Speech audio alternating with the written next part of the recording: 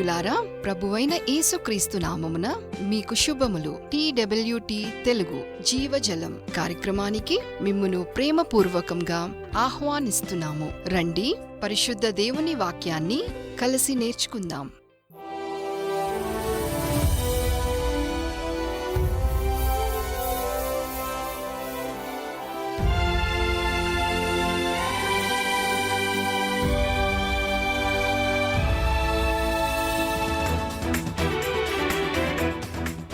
శుభప్రదమైన దేవుని నామమున చేరివచ్చిన రేడియో శ్రోతలందరికీ శుభములు, వందనములు తెలియజేస్తూ ఉన్నాను. ఈ దినాన మనం ధ్యానించబోయే అంశము స్పిరిట్, ఆత్మ. దేవుడు మనతో మాట్లాడులాగున ప్రార్థనా సహాయాన్ని కోరుకుందాం. తలలు వంచండి, ప్రార్థన చేద్దాం. కృపగల తండ్రి, మహిమాన్వితుడా, పరిశుద్ధుడా, ఈ లోకానికి మీ ప్రియకుమారుణ్ణి మా రక్షణార్థమై పంపించినందులకై మిమ్మను స్తుతిస్తూ ఉన్నాం.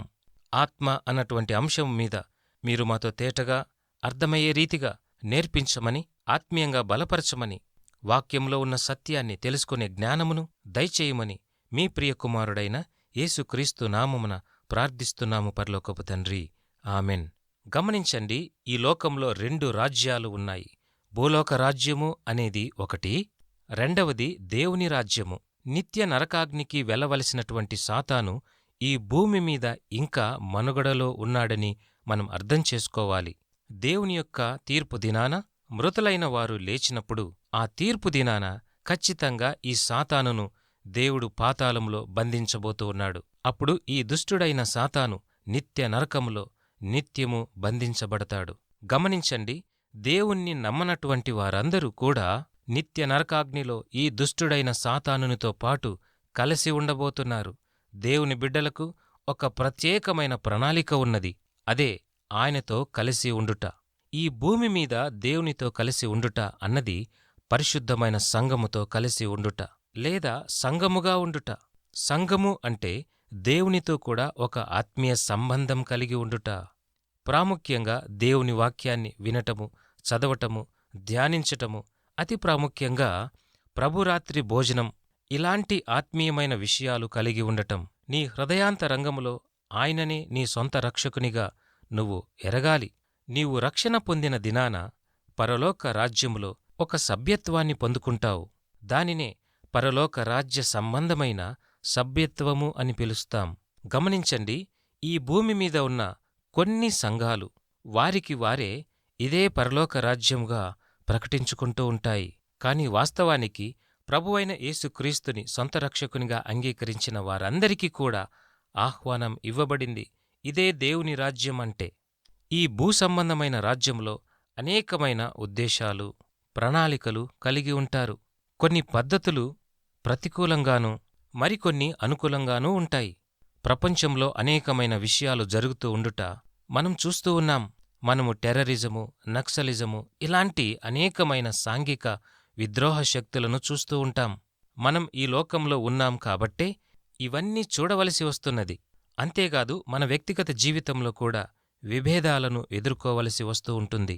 లేదా కొన్నిసార్లు పని దగ్గర విభేదం కలిగి ఉండవచ్చు, లేదా చేసే ఉద్యోగంలో విభేదం కలిగి ఉండొచ్చు, మరొక ఉద్యోగం కోసం ఎదురుచూస్తూ కూడా ఉండొచ్చు. ఒకవేళ కొన్నిసార్లు నీవు ఆర్థిక సమస్యలలో ఉన్నావేమో, నీవు అనారోగ్యం చేత ఇబ్బంది పడుతూ ఉన్నావేమో. ఈ విషయాలన్నీ కూడా ఆత్మీయంగా, సాంఘికంగా, మానసికంగా నిన్ను ఇబ్బంది పరుస్తూ ఉంటాయి. ఆత్మ, మనస్సు, శరీరము, ఈ మూడింటిని మనము కలిగి ఉన్నాము. మనము ఒకే వ్యక్తిత్వం కలిగి ఉన్నాము. ఏ విధంగా అయితే మనకు తలనొప్పి వచ్చినప్పుడు తలకు మాత్రమే బాధ ఉండదు కదా, శరీరమంతా బాధపడుతుంది. అది మన మెదడుకు, హృదయానికి సంబంధించింది. అందుకే ఇలాంటి సందర్భాలు వచ్చినప్పుడు మానసికంగా ఇబ్బంది పడుతూ ఉంటాం. ఇదంతా అంతరంగంలో జరిగే విషయం. ఈ లోకంలో ఉన్నంతవరకు మనకు శ్రమలు, కష్టాలు, నష్టాలు, విభేదాలు ఇవన్నీ మామూలే. ఇవన్నీ అనుభవించవలసి వస్తుంది, ఎదుర్కోవలసి వస్తుంది. అయితే వీటన్నిటి మీద దేవుడు తన రాజ్యాన్ని మనకివ్వాలని ఆశపడుతూ ఉన్నాడు.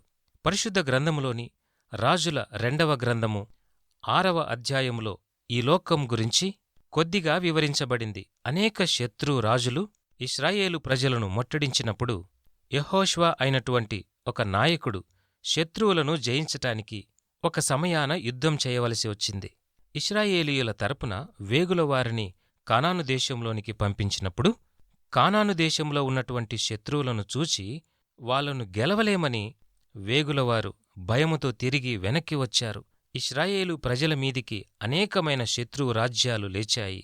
అప్పుడు దైవజనుడైన యెహోషువ లేదా నాయకుడైన యెహోషువ ఇలా అన్నాడు, మన శత్రురాజుల కన్నా మన దేవుడు గొప్పవాడు అని అన్నాడు. అప్పుడు వారన్నారు, నువ్వు చెప్పేది నిజమే, కాని శత్రురాజులు మనకన్నా పెద్ద సంఖ్యలో ఉన్నారని వారు సమాధానాన్నిచ్చారు. ఆ వేగులవారు చెప్పినటువంటి మాటకు యెహోషువ తిరిగి అదే జవాబును చెప్తున్నాడు. అదేమిటంటే, మన శత్రువుల కంటే మనలో ఉన్న మన దేవుడు గొప్పవాడు అని నొక్కి చెబుతూ ఉన్నాడు. ఆ కానాను దేశంపై విజయాన్ని ఇవ్వమని యెహోషువ ప్రార్థన చేశాడు. ఎప్పుడైతే యెహోషువ దేవునికి ప్రార్థన చేశాడో వేగులవారు దేవుని యొక్క సైన్య సమూహాన్ని చూడగలిగారు. అక్కడ దేవుని దూతలు ఉన్నారు. పరలోక సైన్యాన్ని ఎవరూ లెక్కించలేరు. ఇశ్రాయేలు సైన్యానికి ఎడమవైపున కుడివైపున పరలోక రాజ్య సైన్య సమూహము ఉన్నట్లుగా మనము చదువుకుంటూ ఉన్నాం. ఈ సైన్యము యుద్ధము చేయటానికి సిద్ధంగా ఉన్నారు. ఇది ఆధ్యాత్మికంగా ఉన్నటువంటి యుద్ధము, అంతేకాని ఇహలోకపరమైనటువంటిది భౌతికమైన యుద్ధము కాదు సుమా. ఈ విషయాన్ని గమనించాలి. ఇకపోతే జకర్యా గ్రంథము 4వ అధ్యాయము 6వ వచనంలో ఇలా ఉన్నది, శక్తిచేతనైనను బలముచేతనైనను కాక నా ఆత్మచేతనే ఇది జరుగుతుంది అని సైన్యములకు అధిపతియగు యెహోవా సెలవిచ్చుచున్నాడు. ఈ వచనము నాకెంతో ఇష్టమైనది. గమనించండి, దేవుని యొక్క ఆత్మ మనతో ఉన్నట్లయితే మనకు ప్రతి చోట విజయాన్ని సాధించగలము. దైవజనుడైన లూథర్ చెప్పిన మాట, మనము అపవాది విషయంలో చాలా జాగ్రత్తగా ఉండాలి. ప్రతి సమయంలోనూ, ప్రతిరోజు, ప్రాముఖ్యంగా ప్రతి పరిస్థితిలోనూ జాగ్రత్త వహించాలి. ఒకవేళ మనము దుష్టుడైన సాతానుతో మన శక్తితోనో మన జ్ఞానముతోనో లేదా మనకున్న బలాన్ని బట్టి పోరాడటానికి ప్రయత్నిస్తే మనం తప్పకుండా ఓడిపోతాం. చాలామంది ఈ లోకంలో ఉన్నవారనుకుంటారు, మేము చాలా శక్తిగలవారమని, ఇతరులకు సహాయం చేస్తూ ఉంటామని. వారికి వారే జయాన్ని ప్రకటించుకుంటూ ఉంటారు, లేదా జయాన్ని పొందటానికి ప్రయత్నం చేస్తూ ఉంటారు. వారికున్నటువంటి సామర్థ్యాన్ని బట్టి వారంటారు, నేను గెలవగలను, నా జీవితాన్ని నేను సాధించుకోగలుగుతున్నాను అని పొరపాటు పడుతూ ఉంటారు. ఆ తర్వాత మనం గమనిస్తే వారు మళ్లీ పడిపోవటాన్ని చూస్తూ ఉంటాం. విఫలమవుతూ ఉండటం మనం గమనిస్తూ ఉంటాం. ఉదాహరణకు, మద్యం సేవించే వారి విషయంలో ఈ తాగుడుబోతులు అంటూ ఉంటారు, నాకు ఎలాంటి సలహాలు ఎవరు ఇవ్వాల్సిన అవసరం లేదు, నేను ఈ మద్యాన్ని మానుకోవాలి అనుకున్నప్పుడు నేను మానుకోగలను అని వారు చెప్తూ ఉంటారు. అయితే ఇలా చెప్పటం ఒక తీవ్రమైన వ్యాధి అని వారు గమనించలేకపోతారు. అది ఏదో ఉద్రేకపూరితమైనది కాదు, కాని శారీరక సంబంధమైనటువంటిది. ఇలాంటి వారికి సహాయం చాలా అవసరము. కొంతమంది అంటారు, నేనెప్పటికీ తాగను అంటారు, కాని వారు ఇచ్చిన మాట ప్రకారం జీవించలేకపోతూ ఉంటారు. గమనించండి, మనము మన సమస్యను గమనించి చూడాలి. లేదంటే జీవితాన్ని కష్టరీతిగా జీవించవలసి వస్తుంది. ఉన్నది ఉన్నట్టుగానే వదులుకోగలగాలి. నీకు అవసరమైన సహాయాన్ని వెంటనే పొందుకోవటానికి ప్రయత్నం చేయాలి. ఒక వ్యసనము నుండి బయటపడాలి అని అనుకుంటున్నప్పుడు ఇతరుల సహాయం కోరాలి. ఒకవేళ నీవు అలాగ చెయ్యని పక్షాన నీవు ఆపికూడా ప్రయోజనం ఉండదు. మాటలు ఊరికే చెప్పొచ్చు, వాక్యం కూడా అదే చెప్తున్నది. పరిశుద్ధ వాక్యం ఏమని సెలవిస్తూ ఉన్నది?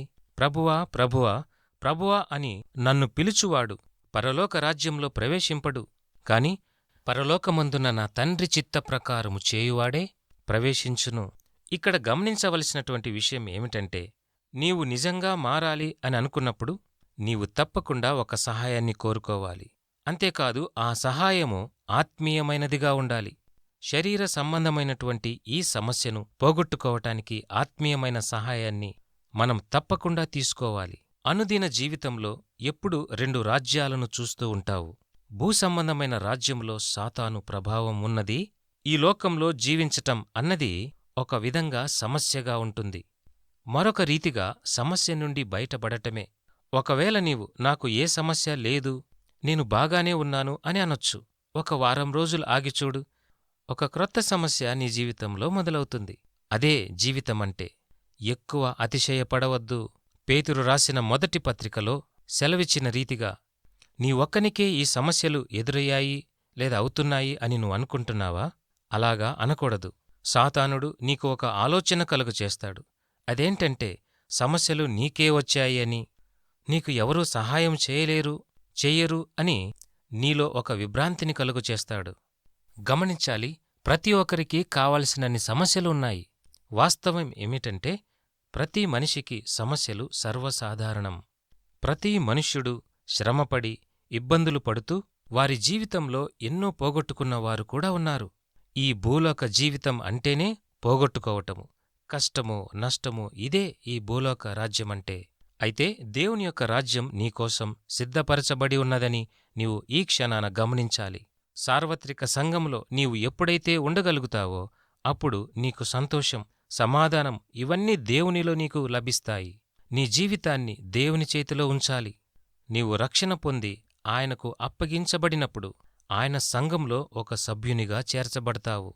దినదినము ఆయన మీద ఆధారపడి జీవించాలి. ఆయన నిన్ను నడిపించటానికి నీవు అనుమతించాలి, అనగా ప్రార్థన చేయాలి. అప్పుడు నీ హృదయంలో సంతోషాన్ని నీవు చూడగలవు. బయట ఉన్నటువంటి సమస్యలు మనకు బాగా తెలిసినవే. నీవు అనుకోవచ్చు, క్రైస్తవునిగా ఉంటే సమస్యలు కూడా ఉండవేమో అని. నిజమైన క్రైస్తవునిగా నీవున్నప్పుడు సమస్యలు రాక మానవు, వస్తాయి. అయితే నీవు వాటిని అధిగమించగలిగే శక్తిని దేవుడిస్తాడు. ఎప్పుడైతే విశ్వాసిగా ఉన్న నీకు నీ హృదయంలో సంతోషము, సమాధానము కలిగి ఉంటావో అప్పుడు భౌతికంగా సమస్యల ద్వారా నీకు బాధ కలుగదు.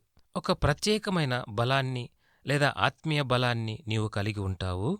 ప్రతి సమస్యలో దేవుడు నీకు సమాధానమిస్తాడు. క్షమించబడినటువంటి వారికి ఈ శాంతి, సమాధానములు లభిస్తాయి. ఒక విశ్వాసి చనిపోయినా బ్రతికినా దేవుని బిడ్డగానే ఉంటాడు. ప్రియ స్నేహితుడా, జీవితంలో దేనికి భయపడుతున్నావు? మరణానికి భయపడుతున్నావా? నీవు ఎప్పుడైతే నీలో ఉన్నటువంటి పాపాన్ని పోగొట్టుకోగలుగుతావో, దేవునియందు విశ్వాసం ఉంచగలుగుతావో అప్పుడు నీవు మరణించటానికి కూడా భయపడవు. నీవు బ్రతికినా చనిపోయినా దేవుని సంబంధివి అని నువ్వు గమనించాలి. ఆయన నీతో కూడా ఉన్నాడు. నీకు కావలసినదంతా ఆయన సమయంలో నీకు తప్పక సహాయం చేస్తాడు, నీకు దయచేస్తాడు. నీవు ఎదుటి వ్యక్తిని చూచినప్పుడు వారి హృదయంలో ఏమనుకుంటున్నారో నీకు తెలియదు. వారు ఏమి నమ్ముతున్నారో అది కూడా నీకు తెలియదు. కాని దేవుడు హృదయాన్ని చూచే దేవుడు, హృదయ అంతరంగాన్ని గమనించగల దేవుడు. ఆయన తన వారెవరో తనకు తెలుసు. అంతేకాదు, ఆయనవారు ఆయనను గుర్తుపడతారు. ఈ పరిశుద్ధ సంఘంలో నీవు చేర్చబడాలి లేదా సభ్యత్వం కలిగి ఉండాలి అన్నది నేను కోరుకుంటూ నీ కొరకు ప్రార్థిస్తూ ఉన్నాను.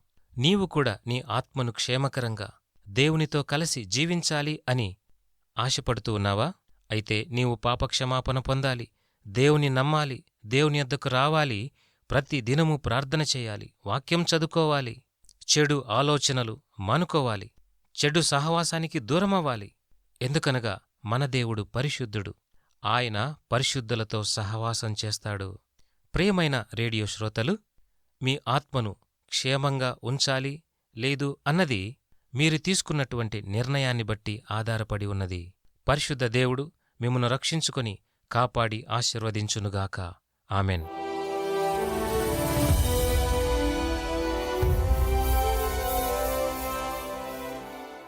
వివరములకై మా ఇమెయిల్ listenersfeedback@gmail.com. వాట్సాప్, SMS కొరకు మా ఫోన్ నంబర్ 8523047990. పరిశుద్ధ దేవుడు మిమ్మును దీవించునుగాక. ఆమెన్.